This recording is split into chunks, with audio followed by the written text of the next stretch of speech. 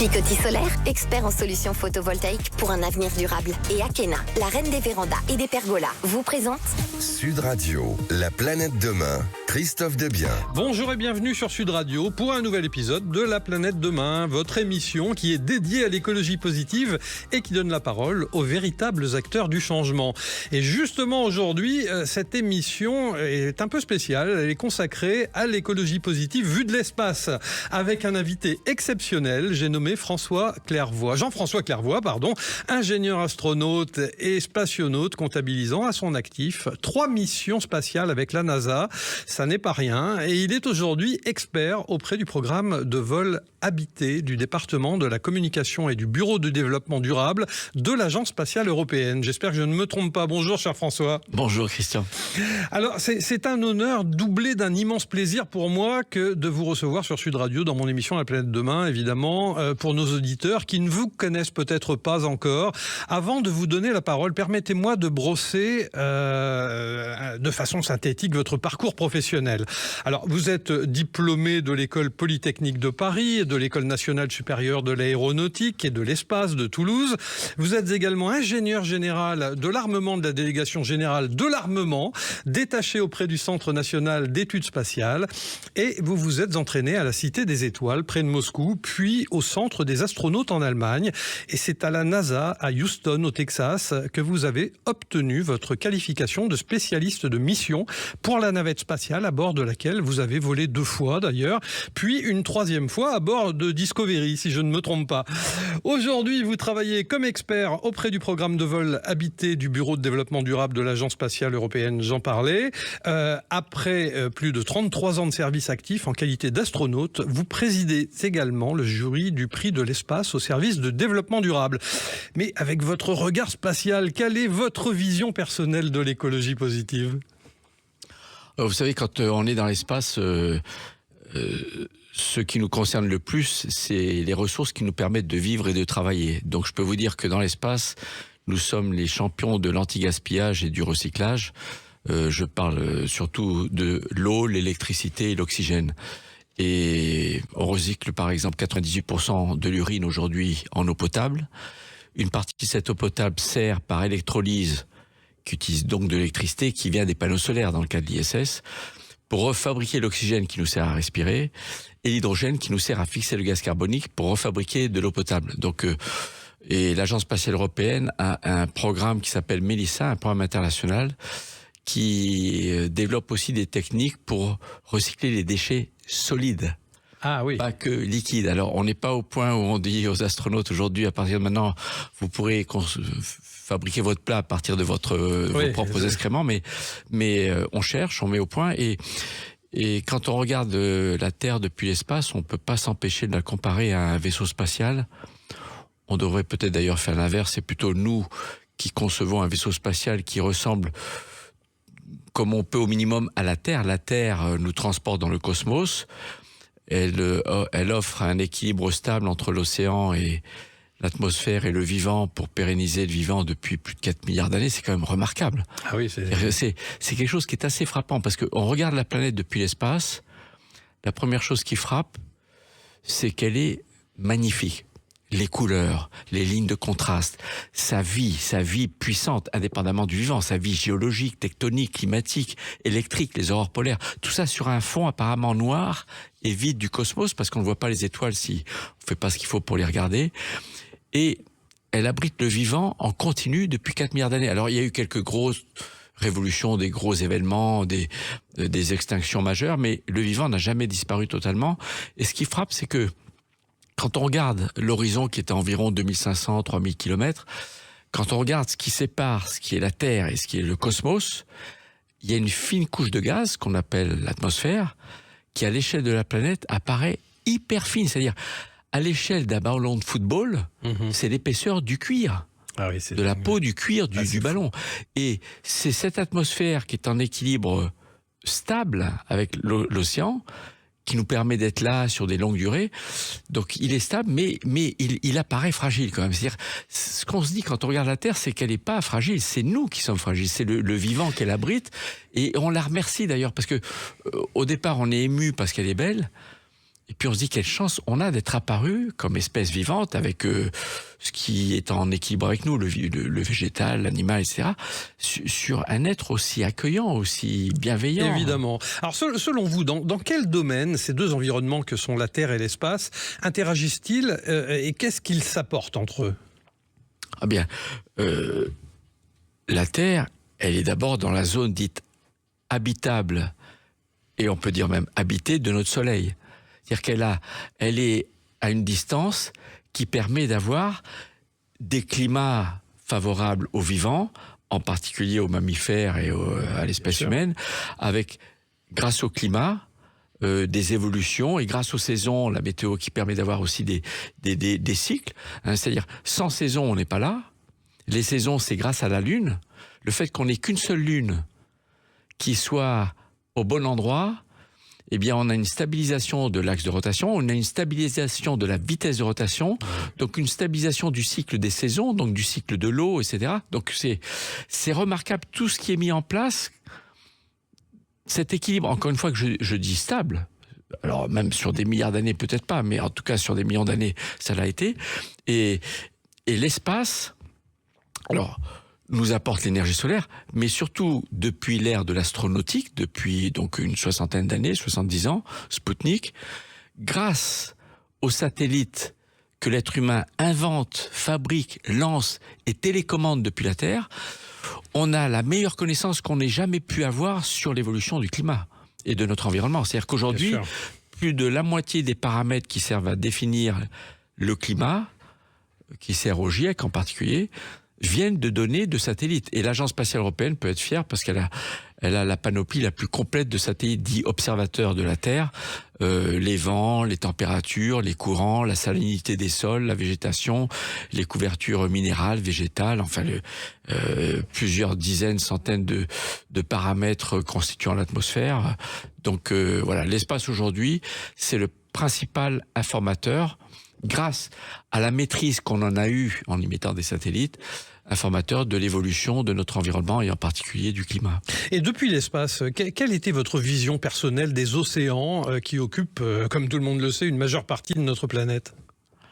Alors c'est une question effectivement qu'on se pose parce que quand on compare la Terre à un vaisseau spatial, on ne peut pas s'empêcher parce qu'on voit qu'elle est finie, on sait qu'elle est finie, mais quand on voit qu'elle est finie et qu'elle est au milieu d'un vide apparent, parce qu'on ne voit pas encore une fois les étoiles, et puis même si on les voit, c'est trop loin, il n'y a que la Terre, le Soleil, la Lune et rien d'autre. Donc on ne peut pas s'empêcher de faire la comparaison, puis on cherche à comparer système par système.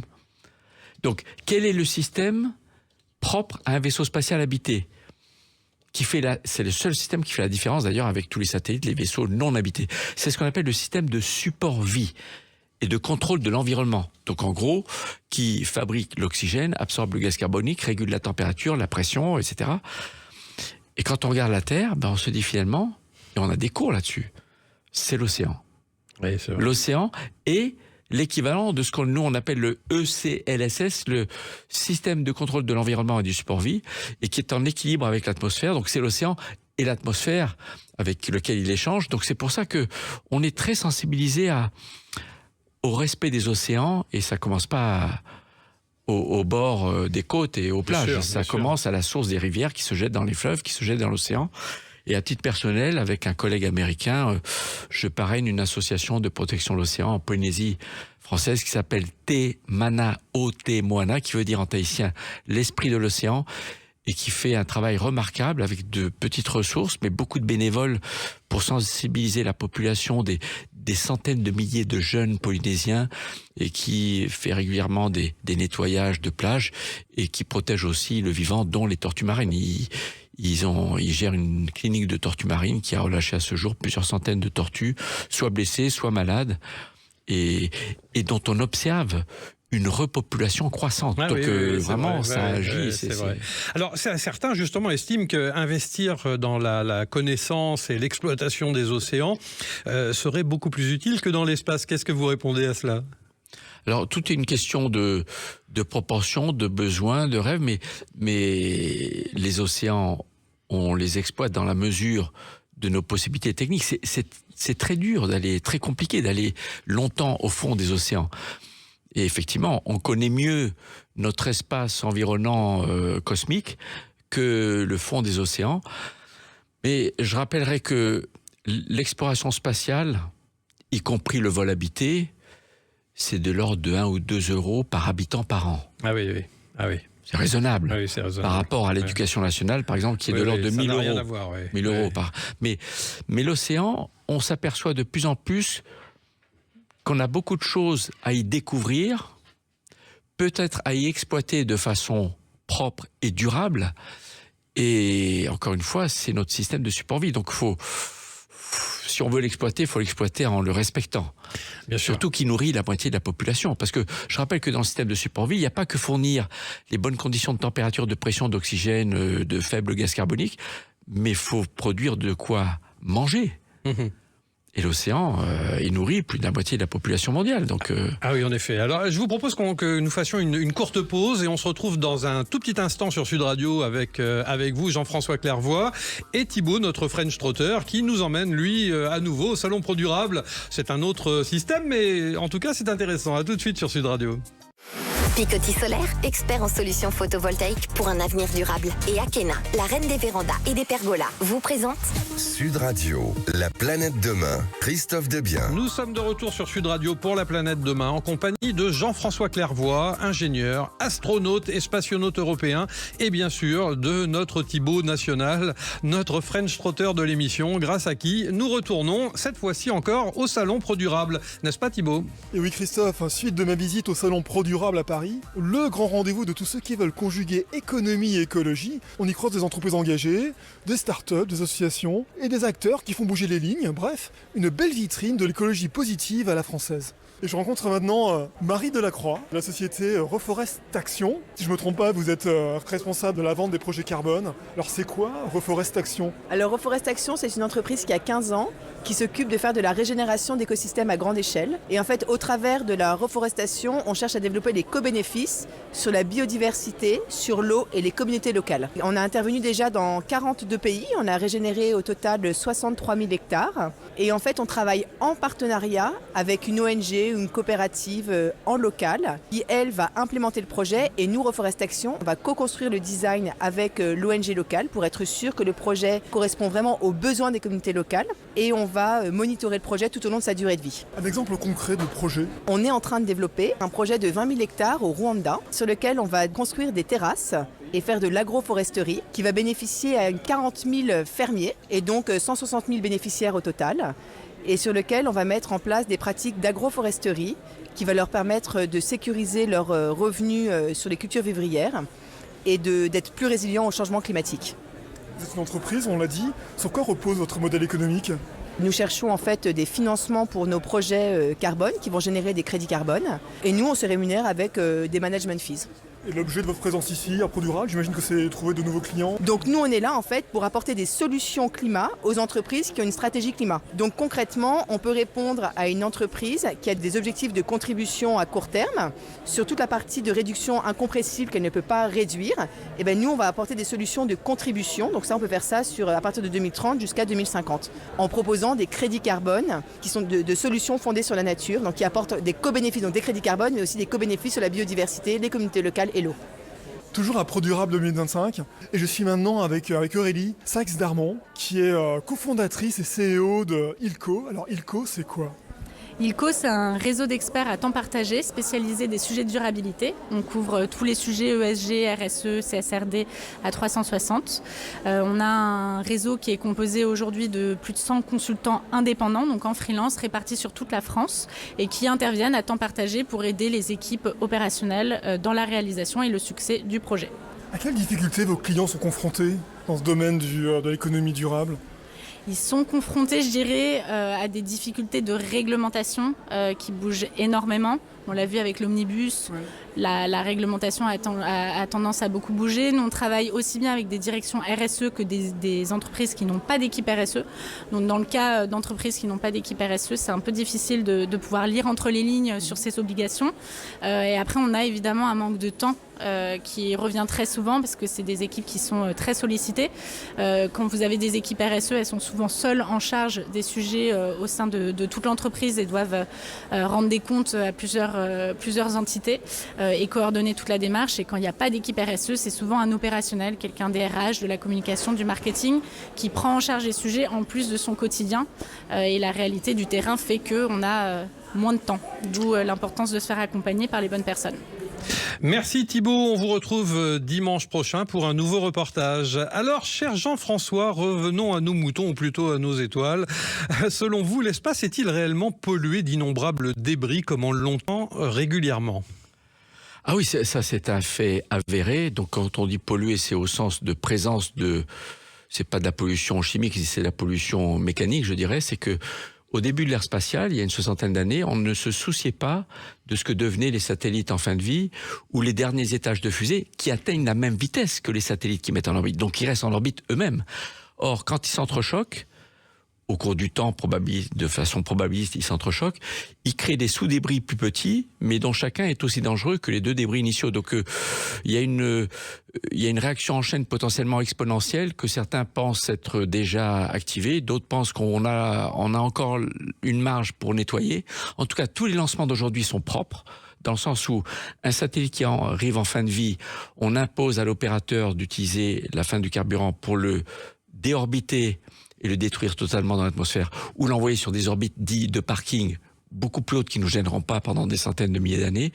Et on impose aussi aux lanceurs d'utiliser, aux opérateurs de lancement, de récupérer ou de s'occuper du dernier étage pour qu'ils ne restent pas là. Mais le risque principal couru par les astronautes en orbite aujourd'hui, ce sont les débris. On estime que la probabilité de perdre la station spatiale à cause d'un débris sur une période de 10 ans est de 1 sur 8. Ah, c'est énorme. Et de perdre un astronaute à cause d'un débris de 1 sur 60. Ah oui, c'est aussi donc énorme. C'est le risque principal qui reste plus faible que le risque au lancement et à la rentrée, mais c'est un souci majeur pour les vols habités, mais aussi pour les opérateurs de satellites, parce que on a déjà vu des satellites exploser ou être détruits à cause d'impact de débris d'anciens satellites. Et les astronautes sont-ils réellement sensibles à la protection de la planète et aussi de l'espace ? Quand on compare la Terre à un vaisseau spatial, on est sensibilisé naturellement par cette comparaison, par exemple pour les débris. Alors là, je parle sur la préservation de l'espèce humaine sur le très très long terme. La planète Terre, elle sera percutée dans les millions d'années qui viennent à nouveau par des gros astéroïdes comme ceux qui ont fait disparaître les dinosaures ou comme ceux qui ont créé le gros astroblème, le plus connu de tous les astronautes, qui s'appelle le Manicouagan au Québec, qui fait 80 km de diamètre. On le voit, c'est un cercle parfait. On se dit, heureusement qu'on n'était pas là à cette époque. Il y a plus de 250 millions d'années. Mais on se dit que si on gérait la planète comme nous, on gère notre vaisseau, on s'impose des règles de conduite, des règles de gestion, des ressources, etc. D'ailleurs, il y a un document, le seul document juridique que signe un astronaute dans sa carrière, ça s'appelle le Crew Code of Conduct, le code de conduite des équipages. Si vous remplacez le mot équipage par nation, ça donne, de façon très simplifiée, un code idéal de comportement des nations pour permettre à la Terre de transporter l'espèce humaine le plus longtemps possible, dans le meilleur aide possible dans le futur. Et lors d'une précédente interview pour un journal, à la question « Qu'avez-vous éprouvé en voyant la Terre depuis le ciel ?», vous aviez répondu « C'est une expérience sensorielle et émotionnelle qui tirerait des larmes à l'individu le plus froid ». J'ai trouvé ça extraordinaire. Est-ce que vous pouvez nous en dire un petit peu plus à ce sujet ? Oui, d'ailleurs, on le voit dans le film Gravity avec Georges Clooney, qui est un endurci et qui pourtant s'émerveille à plusieurs reprises. C'est vrai. D'abord, on trouve la planète très belle et on se pose la question si un alien qui venait d'ailleurs regarder la Terre, est-ce qu'il serait aussi ému ou est-ce qu'on est programmé pour admirer notre planète ? On est ému, on se pose des questions sur la création. Je me suis jamais posé autant de questions sur qui ou quoi a créé ce qu'on voit devant nous. C'est le hasard, c'est un être créateur. Alors ceux qui sont croyants, ils ont leur réponse, c'est une chance pour eux, mais c'est ce qu'on appelle l'overview effect, c'est cette expérience qui nous bouleverse et qui fait que si vous demandez à un astronaute sur son lit de mort, qu'est-ce qui t'a le plus marqué dans ta vie ? Tous diront, c'est la vue de la Terre depuis l'espace. C'est bouleversant. Mais c'est bouleversant, c'est profond, c'est pas que ce qu'on voit, c'est les réflexions que ça induit, c'est l'émotion, c'est le fait de le partager avec d'autres personnes qui n'ont pas forcément la même culture que vous, la même religion que vous, mais on est tous, waouh, tu te rends compte de la chance qu'on a, parce qu'on voit se succéder les déserts, les atolls turquoises de Polynésie, les chaînes de montagnes comme l'Himalaya, les forêts tropicales, et on est émerveillé, c'est beau, et on se dit quelle chance on a d'être sur cette planète. Et vu de l'espace, donc la Terre semble-t-elle très fragile ? La Terre, non, pas la Terre en tant qu'être géologique. La Terre, elle orbite le Soleil depuis 4 milliards d'années et quelques. Il lui reste encore 4 milliards d'années à orbiter autour du Soleil, mais dans quelques centaines de millions d'années, dire longtemps avant la fin du système solaire et de la fin de la Terre en orbite autour, le Soleil aura évolué en géante rouge dans son évolution de fin de vie, et la Terre deviendra inhabitable pour quelque forme de vie que ce soit. C'est-à-dire qu'à très très long terme, le vivant est condamné sur Terre. Mais ça ne nous concerne pas, parce que l'espèce humaine aura disparu bien avant pour d'autres raisons naturelles. Ce qui nous concerne, c'est pérenniser notre espèce dans ce qu'elle a aujourd'hui de magnifique sur Terre pour nous abriter. Donc la Terre est fragile au niveau de la biosphère qu'elle abrite. Voilà, c'est le vivant qui est fragile. Oui. C'est ça qu'il faut bien. C'est nous qui sommes fragiles. Bien Dire sûr. Que la Terre est fragile, c'est de l'égoïsme anthropocentrique. La Terre, elle était là avant nous, oui, elle nous survivra, mais c'est le vivant qu'elle abrite. Et le vivant, avec sa diversité, on est conscient, et même nous dans l'espace, on imite un peu. C'est la diversité qui garantit la résilience du vivant sur le très long terme. D'ailleurs, dans l'espace, on constitue depuis plus de 30 ans des équipages très diversifiés pour augmenter les capacités de l'équipage à trouver des solutions innovantes aux nouveaux problèmes quand on en a. Si vous n'avez que des pilotes de chasse, c'est très bien, ils sont très compétents, mais ils raisonnent tous de la même façon. Aujourd'hui, dans les équipages, vous avez des biologistes, des océanographes, des vulcanologues, des médecins, des pilotes, des sous-mariniers, etc. Alors, votre regard singulier en qualité d'astronaute m'intéresse énormément, et j'aurais aimé connaître votre propre définition de l'écologie positive que nous prenons dans cette émission. Quelle est-elle, cette définition pour vous ? En quelques mots. Je prendrai le titre de Hubert Reeves, du dernier livre que lui a consacré Laurence Honorat. Tout n'est pas foutu. En fait, l'être humain est intelligent, et avec son intelligence, il sait résoudre les problèmes. Donc, il faut qu'on sache se poser les problèmes, et on sait se les poser. Voilà, donc comme ça, on ira très loin. Formidable, c'est très très beau. Merci infiniment, cher Jean-François Clairvoy, ingénieur, astronaute et spationaute européen. On se retrouve sur Sud Radio dimanche prochain à 12h30 pour un nouvel épisode de La Planète Demain. Et bien sûr, chaque matin, du lundi au jeudi à 7h35 pour la Minute Planète. En attendant, retrouvez notre nouveau magazine trimestriel La Planète Demain Mag chez votre marchand de journaux. À très vite. Akena, expert en carport et pergola solaire pour des économies et un avenir durable. Et Picotis Solaire pour que l'avenir s'éclaire avec des choix durables. Vous ont présenté Sud Radio, La Planète Demain, Christophe Debien.